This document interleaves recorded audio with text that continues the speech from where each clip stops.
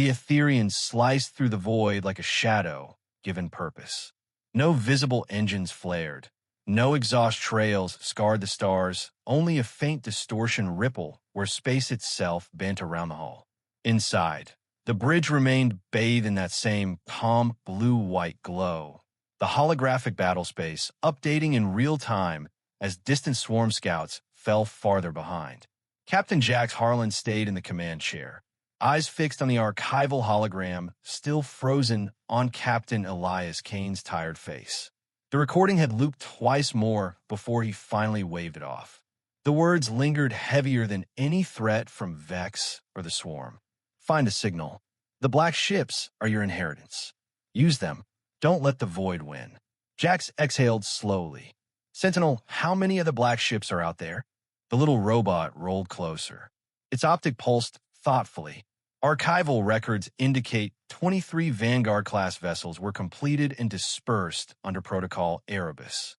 Current status: 16 confirmed in hibernation drift for destroyed during dispersal, 3 unaccounted for. Location data degraded due to long-term signal blackout.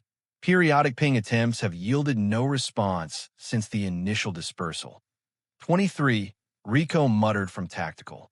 If even half of them wake up like this one, we could change the galaxy, Mia finished, voice hushed with something between awe and terror. Or burn it down trying, Toro added. He hadn't moved from the security station, arms crossed, watching internal camera feeds like he expected trouble to crawl out of the vents any second. Lena looked up from navigation. We're 17 minutes from a neutral station Kaylee's Drift. Mixed population, Zorith traders, Vexery merchants, independent haulers, a small human enclave. No single empire controls it. Rules are simple. No shooting inside the docking rings. Settle grudges outside the exclusion zone. Jax nodded. Good. We need people.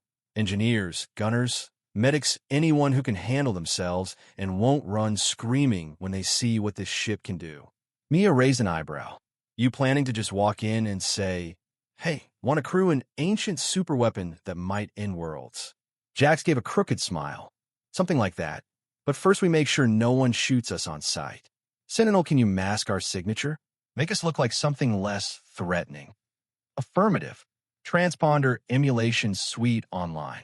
Current options: derelict freighter, independent salvage tug, neutral courier vessel. Recommend the latter lowest threat profile. Do it, Jax ordered. And dim external running lights. We want curious, not terrified.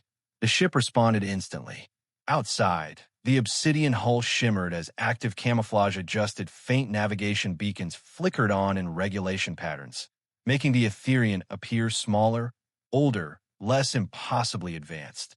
Transponder broadcasting as Stellar Courier Vessel Dawn Runner. Registry neutral. Crew manifest provisional, Sentinel reported.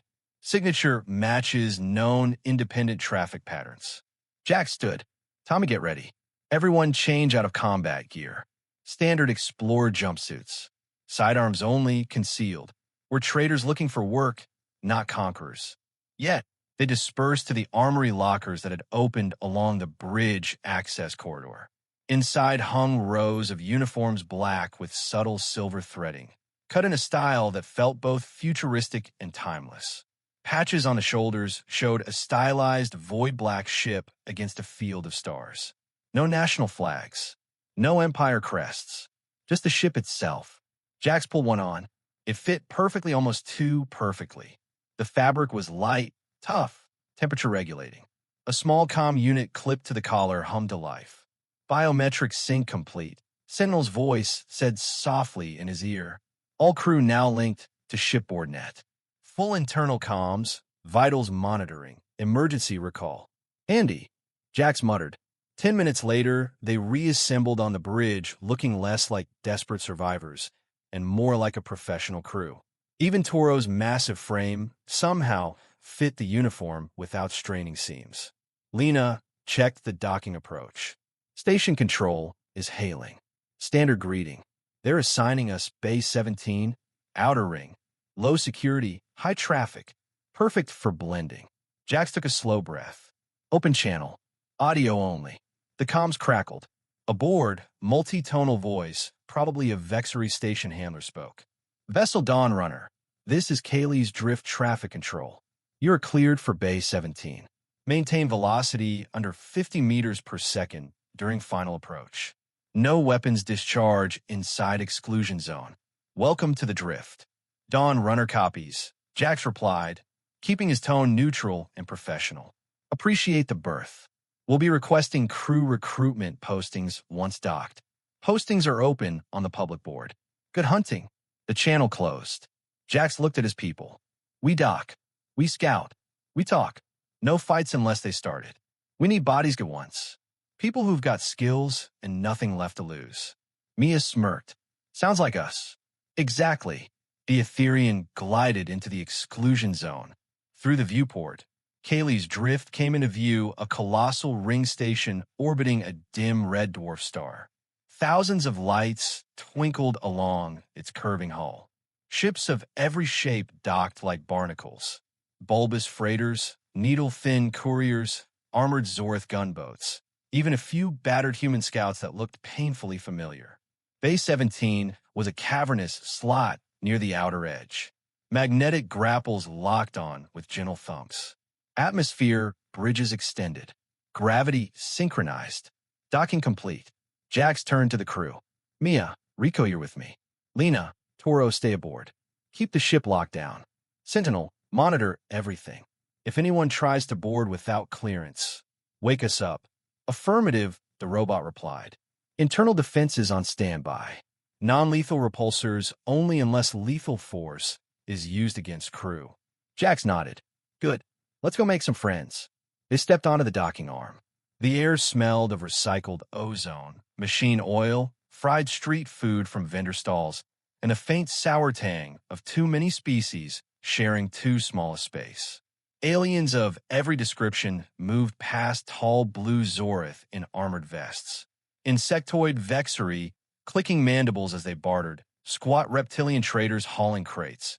Even a few humans in patched jumpsuits looking wary and tired. Jax led the way toward the central concourse. A massive public board dominated the center, hundreds of holographic postings scrolling. Job offers, bounties, lost cargo claims, crew wanted ads. He stopped at the crew recruitment section. Hundreds of listings. Most for haulers, miners, dock workers. A few for armed escorts, danger pay high, survival odds low. Jack scanned quickly, then paused. One posting caught his eye. Wanted, experienced spacers for high-risk salvage, must have combat experience. Void-rated engineering certs. No Empire loyalties. Pay, 50,000 credits up front plus share of salvage. Meet at Dockside Cantina, Bay 9. Ask for Reyes. Jax's eyebrows rose. Mia, look at this. She stepped closer. Read it. Laughed once short and sharp. Reyes? As in my last name? That's either coincidence or someone's playing games. Or they know more than they should, Rico said quietly. Jax studied the posting timestamp. 3 hours old. Right around when the Aetherion woke up. Could be bait. Toro's voice came over comms from the ship. Or it could be someone who caught our power signature on long range and wants in. Jax considered. We check it out. Carefully. Me, you take point when we get there. If it's family or someone using your name, you'll know. Mia nodded, expression hardening. Let's go. They moved through the crowded concourse past stalls selling black market tech. Alien cuisine that smelled equal parts delicious and deadly. Recruiters shouting for gunners and welders. Eyes followed them. Humans were rare here. Armed humans rarer still. Dockside Cantina sat in a dimly lit corner of Bay 9. Neon sign flickering. Bass-heavy music thumping through the open door. Inside, smoke, laughter, clinking glasses, a mix of species shoulder to shoulder at the bar. Jax scanned the room. His eyes locked on a table in the back. A woman sat alone. Mid-30s. Dark hair, cropped short. Scar across one eyebrow. Wearing a worn flight jacket with the same last name patch Mia had on her old endurance uniform. Reyes. She looked up as they approached. Met Mia's gaze. Smiled slow, knowing. You're late, she said. Voice low, rough. I've been waiting since your big light show lit up half the sector. Mia stopped dead. Who the hell are you? The woman stood. Extended a hand. Named Sophia Reyes. Ex-Earth Navy. Ex-mercenary. Currently unemployed. And yet cousin. Distant, but family. She looked past Mia to Jax. Heard you woke something big out there. Something black. Something old. I want in. Jax studied her. Saw the same steel in her eyes that he saw in Mia's. Talk, he said simply. Sophia leaned in. Voice dropped to a whisper. I've got a crew 4 more waiting in the next bay. Engineers, a sniper, a pilot who flew death runs through swarm clouds. We've been scraping by on salvage and odd jobs. But we all lost people to the swarm. We want payback. If that ship of yours can deliver it, we're yours. Jax glanced at Mia. She gave a tiny nod, cautious but not opposed. He looked back at Sophia. Proven not Zorth plants. Or swarm spies. Sophia reached in her jacket, pulled out a small data chit, slid it across the table. Personal logs from my cousin's last ship before the swarm took it. Mia's mother. She mentioned a cousin in the Black Me. Blood doesn't lie. Neither does pain. Mia took the chit. Her hand shook just slightly. Jax waited while she slotted it into her wrist pad. Audio played low, familiar voice, older, tired. Tell Sophia I'm sorry. If you ever find the old stories about the black ships, don't laugh. They're real, and they're coming back. The recording ended. Mia looked up, eyes shining. She believed, Mia whispered. Sophia nodded. So do I. Jax extended his hand. Welcome aboard, Reyes. Bring your people. We leave in 2 hours. Sophia grinned fierce, relieved. You won't regret it, Captain. As she turned to signal her crew, Jax felt the weight shift. 5 had become 10. The Aetherion was no longer just surviving. It was growing teeth. The crew is expanding. Family ties and old promises pull new faces aboard. But with more people comes more risk, trust, secrets, and the ever-closing swarm. What happens when they bring strangers onto an ancient ship that knows more about humanity than they do?